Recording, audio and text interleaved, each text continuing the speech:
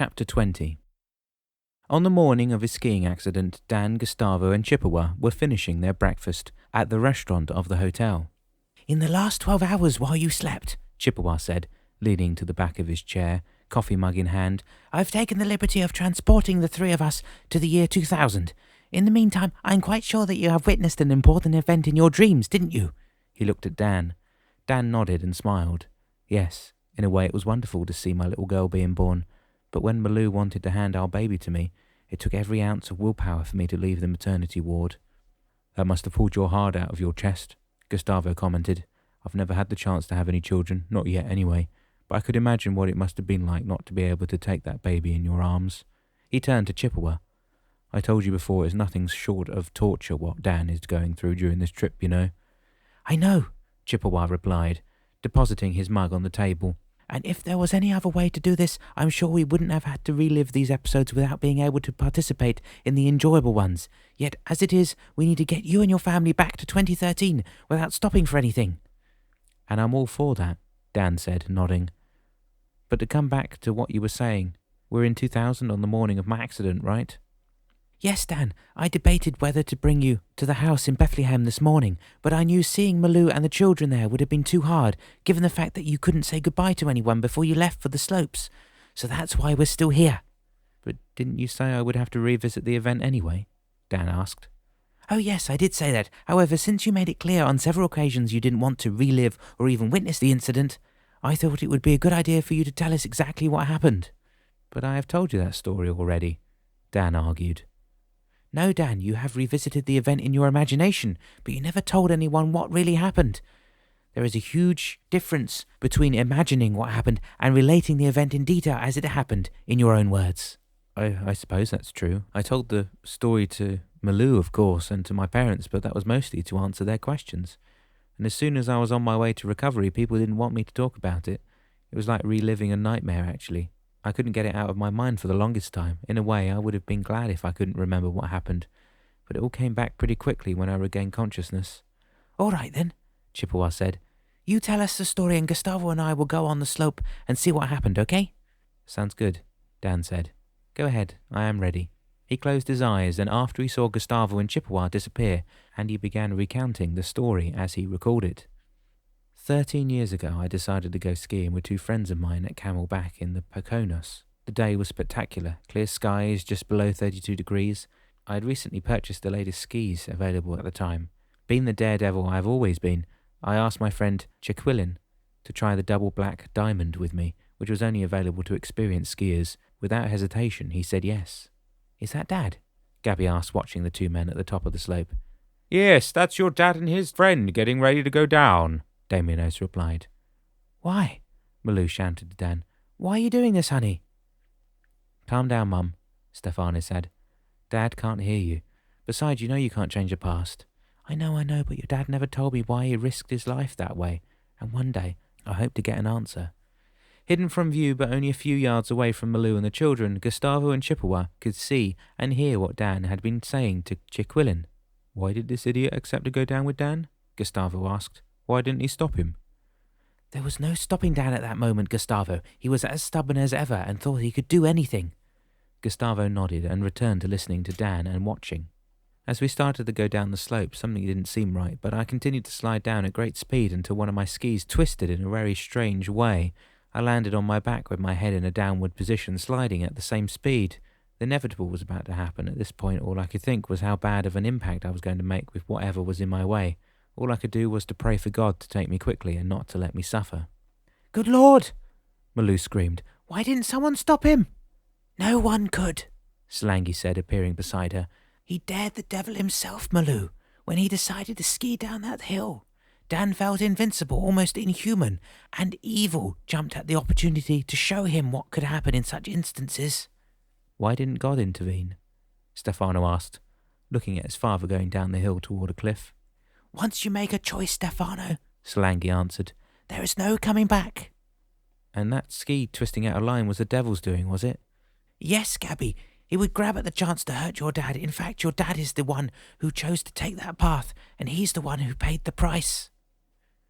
"The impact was so hard," Dan went on, "that I passed out immediately. I had landed on some rocks after my head had crashed against one of them. The collision was so severe I fractured my skull, my right shoulder and 6 ribs, but I was alive.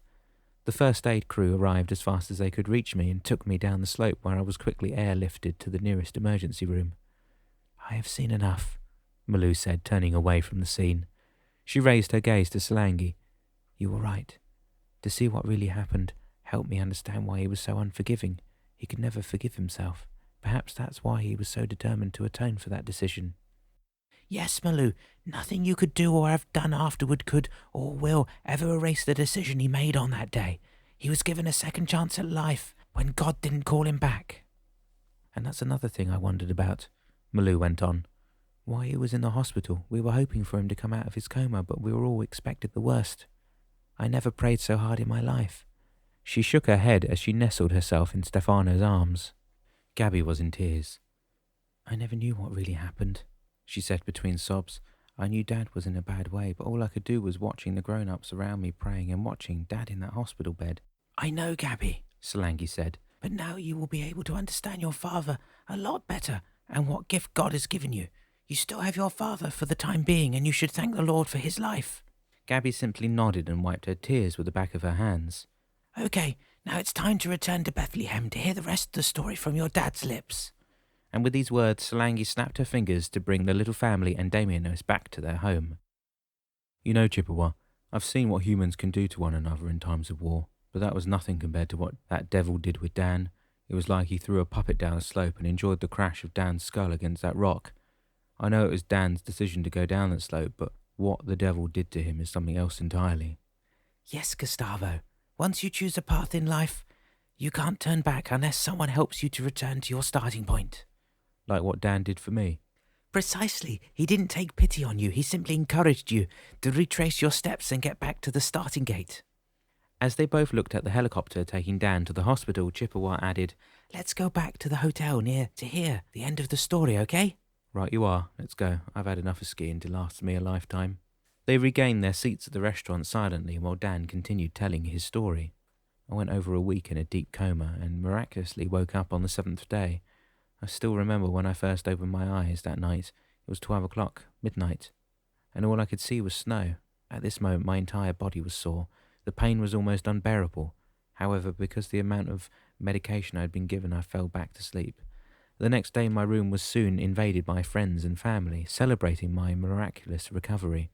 It took another 6 months for me to recover entirely from the injuries I had sustained during the accident. Yet it didn't matter, since every day that went by was a new day to be thankful for the gift of life that God had given me back.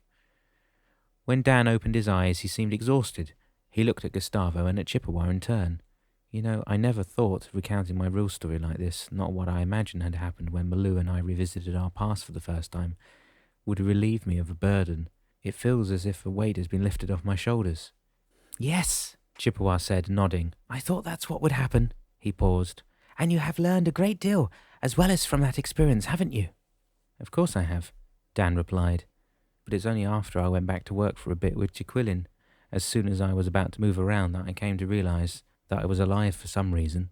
As he swallowed a gulp of his coffee with a slight grimace of distaste, it was cold by then, Gustavo put down his mug and asked, Could you explain what you meant by that? Well, I still was a bit banged up, but was staying in bed all day was terrible. So I asked Chiquilin to take me to one of the stores, the one he managed at the time. The store was located very close to where we lived, and since I was not feeling well, I did not want to be on the road too long. My ribs were still sore, they hurt a lot, so any bump on the road would make them feel worse. I still had bandages over my head to cover my head injury, and my ribcage was wrapped like a sausage. But since it was quite cold on that day, I wore a heavy jacket over my t-shirt and no one could see the bandages. But my right arm was still in a sling, since my shoulder was pretty banged up. Once we arrived at the Domino's store, I was welcomed by all staff that worked there. They were surprised to see me and showered me with comforting words of encouragement. Being able to walk and stand there with no help from anyone was what they considered a huge miracle. The recuperation took a long time, and every sign of improvement was highly celebrated by family, employees and friends. It was very close to Christmas, and it was your typical winter night with grey skies, and it had snowed all day. On that night, though, the flakes were bigger than usual, but as much as it was snowing, it didn't feel cold. I would say it was the ideal winter evening, lots of powdery snow and very comfortable to enjoy it. After talking to practically everyone around the place and telling them how I felt, they all pretty much started to do their job. It was very busy, typical for a Friday night, and the fact that it was snowing made it even busier. So I decided to help out by taking orders on the phone. Picking up a phone was something I could do without much effort. As I was standing by the front counter, a lady dressed in black with what seemed to be a beautiful black hijab approached me. Her face seemed to radiate. Her skin looked soft and smooth, but she had very sad eyes. When she positioned herself in front of me, I asked her if she was okay and if there was anything I could do for her. She looked at me and said, "No," her eyes still reflecting a deep sadness. Then she began to tell me her story. She told me that she lost her son recently in a skiing mishap on the same slope where I had my accident. I was shocked by the coincidence, but I continued to listen to what she had to tell me. She went on to say how people should feel lucky to be alive. I couldn't agree more. When she finished recounting what happened to her son, and after she asked me, I told her how I went down that same slope, that I considered myself very grateful and blessed to being alive. After talking to her for a few minutes, I told her how sorry I was to hear about the loss of her son, and before she left, I asked her for her name. She told me her name was Mary, and with the same sadness in her eyes, she looked at me and said goodbye. Shocked by what she just told me, it took me a while to compose myself again. I took a deep breath, and I could only imagine that it could have been me who had died that day. Soon after she left, I turned around to talk to some of the employees who were there working that shift, 5 of them to be exact, but I began telling them what the lady had said. They all looked at me and asked, "What lady?" I said, "The lady that was just here talking to me." They all gave me that look as if I was not really all there. That's when I realized that Mary had not been a customer. She was an angel sent by God to tell me that I was blessed to be alive. Or could it have been the Virgin Mary who was in my thoughts, appeared to tell me that things will be okay? Every time I think of this specific moment, I get chills, and I can only thank God over and over again for giving me the opportunity to be here. But why me? "As people often say," Chippewa said, "because it wasn't your time, Dan. In 2000, you had children to raise, a family to look after, and an entire life to live. You had made the wrong choice by going down that slope, and you were subjected to the devil's games. He saw an opportunity to twist that ski under your foot, knowing what would happen when you smashed your head against that rock. However, when you were in a coma, God intervened and forgave you for ignoring your responsibility and for tempting the devil. As you said, you were a daredevil, and in every sense of the words you were. You risked not only your life, but the lives of your family. And you're absolutely right when you said you were blessed to be alive."